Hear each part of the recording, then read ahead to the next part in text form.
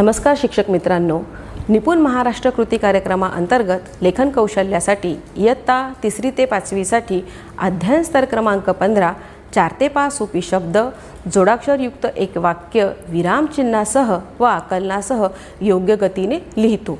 या आपल्या स्तरासाठी आज आपण एक नवीन कृती घेऊन आलेलो आहोत. त्या कृतीचे नाव आहे जोडीने श्रुतलेखन. जोडीने श्रुतलेखन मग कसं करायचं, तर चला आपण विद्यार्थ्यांना काही सूचना देऊया. या खेळाच्या संबंधित काही सूचना विद्यार्थ्यांना द्यायच्या आहेत. त्या अशा की आज मी तुम्हाला जोडीने श्रुतलेखन हा एक मजेदार खेळ खेळणार आहोत.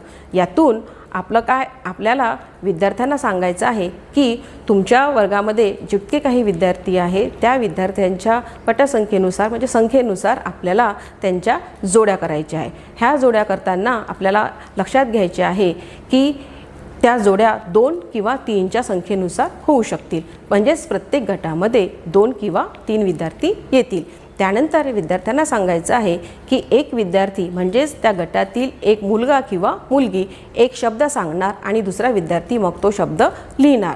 मग शब्दापासून का बरं सुरुवात करायची आहे, कारण की आपला स्तर तर वाक्याचा आहे.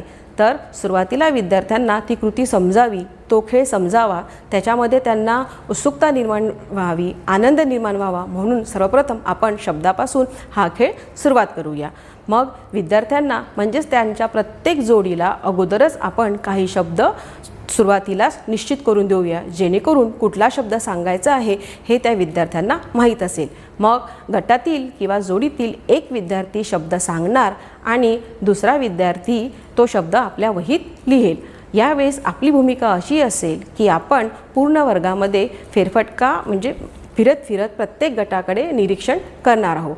इथे ही सुद्धा एक काळजी घ्यायची आहे की जेव्हा एक विद्यार्थी तो शब्द सांगतो त्यावेळेस दुसऱ्या विद्यार्थ्याला तो शब्द स्पष्टपणे ऐकू यायला पाहिजे. त्यानंतर आपण जो काही टाईम त्यांना दिलेला आहे, जी काही वेळ त्यांना दिलेली आहे, ती वेळ संपल्याच्या नंतर आपण त्यांना थांबवायचे आहे. आणि त्यानंतर गटामध्येच म्हणजे ज्या विद्यार्थ्यांनी शब्द सांगितलेला आहे तोच विद्यार्थी त्याची ती वही तपासणार आहे आणि जो शब्द त्यांनी सांगितलेला आहे किंवा त्या वेळेमध्ये आपण त्यांना जेवढे शब्द दिलेले असेल ते तो तपासणार आहे. यानंतर आपल्यापर्यंत ती वही आणायला सांगायची किंवा आपण त्यांच्या गटात जायचं आणि सांगितलेले शब्द आणि लिहिलेले शब्द हे बरोबर आहे का ते आपल्याला तपासायचे आहे.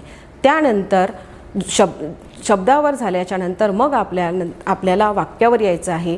मग शब्द जेव्हा आपण घेतले त्यामध्ये सोपे शब्द आणि जोडाक्षरे या दोन्हीचाही समावेश असेल तरी चालेल. आणि आता मात्र आपल्याला थोडा स्तर वाढवायचा आहे. हा स्तर असा आहे की आपल्याला श्रुतलेखनामध्ये जी अडचण येते तर विरामचिन्हचा उपयोगसुद्धा इथे आला पाहिजे.